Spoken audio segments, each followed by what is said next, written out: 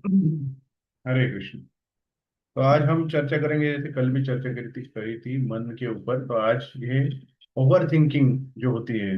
अब मेरे मेरे हिसाब से तो हर कोई इस एक प्रॉब्लम से ग्रस्त होता है। ओवर थिंकिंग कि ज्यादा सोचते हैं, हम किसी भी चीज के लिए ज्यादा सोचते हैं।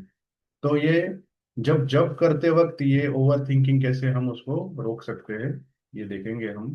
तो पहले भगवत गीता का श्लोक क्या कहता है इसी बारे में हम देखते हैं। संकल्प प्रभावन कामान त्यक्त्वा सर्वनशेत नशेषतः मनसैवेन्द्रिय ग्रामं विनियम्य समन्ततः।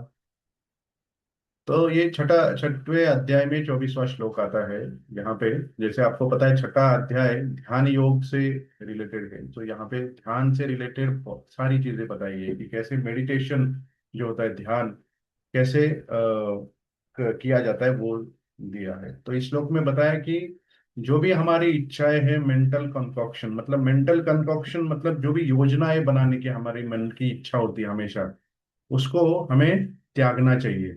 और मन को एक हायर इंटेलिजेंस बुद्धि के द्वारा, एक अच्छी बुद्धि के द्वारा उसको कंट्रोल करना चाहिए। और यही जो एक तरह से फाउंडेशन होता है मेडिटेशन के लिए। तो ये ये जो श्लोक है, जिससे इसे कैसे समझा जाए कि जैसे हम लोग, आपने देखा होगा कि चोर बाजार, आपको पता होगा चोर बाजार में हम कुछ कोई भी चीजें खरीदने के लिए जाते हैं, तो वो बहुत बार वो उनको ही फंसाया जाता है, क्योंकि वो चीजें अच्छी नहीं होती, खराब होती है, या कुछ मतलब उसमें फॉल्टी होता है। तो चोरों के साथ अगर हम जो चीट कर रहे हैं उनके साथ अगर हम कोई भी व्यवहार करेंगे, तो हम खुद भी हमें चीट किया जाएगा। तो वैसे ही मन का भी होता है कि मन में हमेशा कोई ना कोई योजनाएं, कुछ ना कुछ अल्टरनेटिव, कुछ ना कुछ चीजें चलती रहती है। और उसको अगर हम एक्सेप्ट करते हैं, नहीं तो हम कुछ और सोचना शुरू कर देते हैं। तो एक तरह से उसके साथ हम एंगेज हो रहे हैं, मन के साथ ही एंगेज हो जाते हैं। और इस तरह से वो हम उसमें फंसते जाते हैं। ठीक है। तो मेडिटेशन और चैंटिंग में ये क्या है कि हम कुछ नया कुछ नहीं करते, कि हम लोग उल्टा ये करते हैं कि जो कर रहे हैं उसको हम बंद कर देते हैं या त्याग देते हैं। जैसे सोचना, मेंटल प्लान, कुछ भी हमारे मानसिक प्लान हो उसको त्यागना, ये सारी चीजें हमें छोड़नी पड़ती है। तो अब ये कैसे हम इसको अपने लाइफ में लेके जाए, तो पहले मन का कैसे योजनाएं होती है, या मन कैसे काम करता है, वो हम एक उदाहरण के द्वारा समझेंगे। जैसे एक मछुआरा था, और मछुआरा एक उसको नदी तक जाने के लिए बहुत ऐसे कांटों में से जाना पड़ता था मच्छी पकड़ने के लिए। और वो सोचता रहता था वहां पे कि ये सब प्लान, ये सब क्यों करूं, मैं एक राजा बन जाऊंगा तो मुझे ये सब करने की जरूरत नहीं होगी।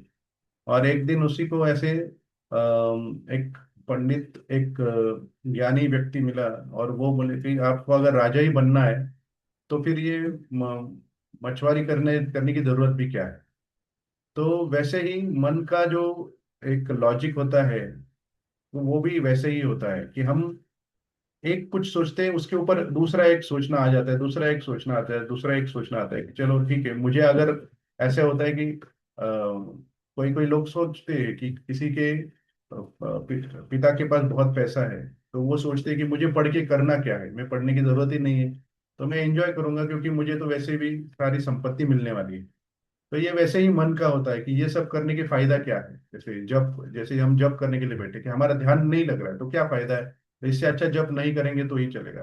तो ये मेंटल कंकॉक्शन होते होते होते होते हैं, क्योंकि ये जो मेंटल सिचुएशन, जो हमारी मेंटल भौतिक जो स्थिति होती है, ये मन मन हमें दिखाता है कि ये हम एक अच्छा सॉल्यूशन बता रहे हैं, परंतु वो अच्छा सॉल्यूशन भी एक तरह से हमें एक हमारी दुर्गति ही करते रहता है। तो कोई भी ऑप्शन चूज करो, ये करो, वो करो। हम जैसे चोर बाजार में फंसाए जाते हैं, वो कौन सा फोन खरीदेंगे, दोनों फोन में प्रॉब्लम आने वाला है। वैसे ही ये मन के साथ डील करना भी वैसे ही होता है कि जब, और सबसे ज्यादा इंपॉर्टेंट, जब जब आप चैंटिंग करने के लिए, जब करने के लिए बैठते हैं, तो मन में तो बहुत सारे आइडियाज आते हैं। आप लोगों को अनुभव आया होगा, मुझे तो बहुत अनुभव आते रहते हैं कि ये मन में बहुत सारे आइडियाज आते रहते हैं, और ये कैसे हम उसको कंट्रोल किया जाए, ये बहुत डिफिकल्ट होता है। तो उसका सॉल्यूशन हमें शास्त्रों में बताया गया है कि उसको सरेंडर, शरणागति। शरणागति ही एक ही अल्टरनेटिव है। और शरणागति किसके किसके प्रति शरणागति? तो शरणागति हमारे गुरु के प्रति, हमारे शास्त्रों में जो दिया गया है उसके प्रति। और जो दिया गया है उसको ही फॉलो करना है। अब क्या दिया है शास्त्रों में, ये बताया कि शास्त्रों में जैसे ध्यान कैसे करना है, या कुछ जैसे ऐसे श्लोक है, उत्साह निश्चय धैर्य तत्त कर्म प्रवर्तन। तो ये ऐसे श्लोक बताए गए। इसकी वजह से हमारा हमारे हमें उसे वो फॉलो करना होता है। तो भले ही अभी आप वो फॉलो नहीं कर रहे तो कम से कम प्रयत्न करना होता है। और कोई उसके बारे में और सोचना नहीं होता है। जैसे कोई भी कंपनी में अप्रेंटिस होते हैं या इंटर्न्स होते हैं, तो वो उनके सीनियर्स जो बताते हैं कि ये करना है तो वो वही करते हैं। ज्यादा सोचते नहीं है, ज्यादा कुछ अलग करने की कोशिश भी नहीं करते। तो अगर ये आप ये सोच सकते हैं कि अगर मैं प्लान नहीं करूंगा तो मेरी कैसी प्रोग्रेस होगी, ग्रोथ कैसी होगी, इसमें कैसे मैं अपना जब अच्छा होगा। तो हमें ये समझना है कि ये प्रोग्रेस जो होती है जब के द्वारा, ये हमारे मन के प्लान से या योजनाओं से नहीं होती। ये हमारे प्रामाणिकता से, वो उपदेश फॉलो करने से ही होता है। ओबीडियंस, प्रामाणिकता से उनके जो उपदेश है, गुरु अपने वैष्णव, वरिष्ठ वैष्णव, और नहीं तो शास्त्रों के आधार पे, इसके ऊपर ये उनके प्रामाणिकता से पालन करने पे ही होता है। तो भक्तों का एक ही प्लान होना चाहिए कि कैसे वो सूचनाओं को, उन इंस्ट्रक्शन को फॉलो करेंगे, बस यही है। और एक्टिवली एक्टिवली सरेंडर, एक्टिवली शरणागति करना है उसको। ठीक है, तो ये हमारे कोई भी मेंटल प्रॉब्लम्स हो या हमारे जीवन में भी प्रॉब्लम्स हो, तो ये माइंड हमारा एंडलेस ऐसे एक तरह से लूप बनाते जाता है, तो उसको हमें उससे बाहर निकलना है। यही शास्त्रों में बताया गया है।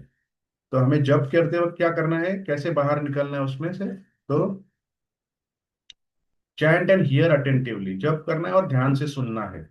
यही उसका एक उपाय होता है, ध्यान से सुनना। जब हम जब करने बैठते हैं, माला हाथ में लिया, तो हमारा मन पूरी दुनिया घूमने लग जाता है। आज के प्लान बनाओ, कल के प्लान बनाओ, और 10 साल बाद के प्लान बनाओ, अगले जन्म के प्लान बनाओ, ये सारे प्लान चलते रहते हैं। तो ये जप में नहीं होता। ये एक तरह से हम एक तरह से सूचनाओं का पालन नहीं कर रही है, अप्रामाणिकता हो जाती है। तो जब हम ये हम भगवान को ये बोलना चाहते हैं कि ये मेरे खुद के अपने प्लान है, मुझे आपके प्लान या आपके उपदेश नहीं सुनने हैं, इस तरह से हम ये भगवान को बता रहे हैं। तो इसलिए हमारा जब भी इम्प्रूव नहीं होगा। ठीक है, तो हमें एक सबसे आसान काम कही करना सही करना है कि एक एक जब एक एक मंत्र को लेना है और उसको ध्यान से सुनना है। वो मंत्र होने के बाद फिर अगला मंत्र हमें ध्यान से सुनना है, वो होने के बाद उसके अगला।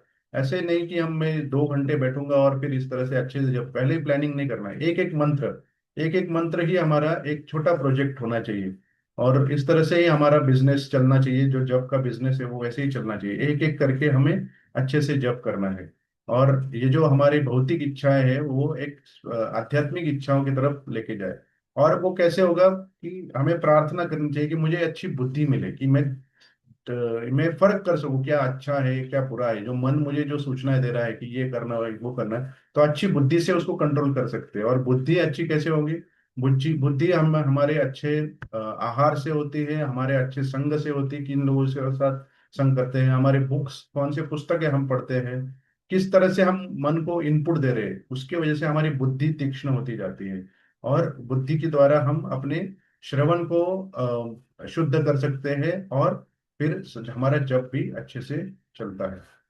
तो यही आज का फॉर्मूला है कि real way of chanting, real way मतलब सही रास्ता या सही वे क्या है चैंटिंग करने के लिए। तो हमें यह समझना चाहिए कि मन हमारा निर्देशक नहीं है।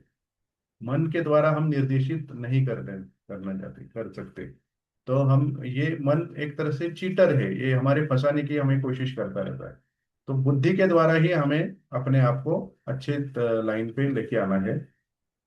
और भगवान ने उस श्लोक में भी बताया कि कोई भी स्पेक्यूलेशन या कोई भी ऐसी चीज है जो योजना है, मन की योजना है, नहीं बनानी चाहिए। तो रियल में R is reject mental concoction, मतलब मन के जो भी प्लानिंग चल रहा है, जो भी योजनाएं चल रही है, उसको रिजेक्ट करो, उसको दूर हटाओ।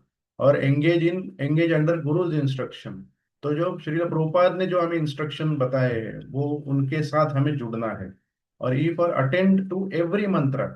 ऐसे नहीं कि 2 घंटे मैंने साथ में पूरा ध्यान लगा के बैठना, वो तो बहुत लंबा गोल हो जाता है। एक मंत्र को, अभी अगला मंत्र में जो लेने वाला हूं, उसको मैं अगर ध्यान से सुनूंगा तो मेरा जप सक्सेसफुल होगा, इस तरह से। और ए फॉर, यस, और L for let Krishna guide the rest. और ये करने के बाद हमें सिर्फ प्रार्थना करनी कि भगवान ही हमें गाइड करेंगे। ठीक है। तो reject mental plans, just just chant and here with surrender. तो आज यही हम करेंगे, हर एक मंत्र को हमें ध्यान से सुनना है, उसके बाद हम अगले मंत्र के बाद और आगे बढ़ेंगे। तो आप सबसे अनुरोध है कि आप अपना जप शुरू कर सकते हैं। हरे कृष्णा।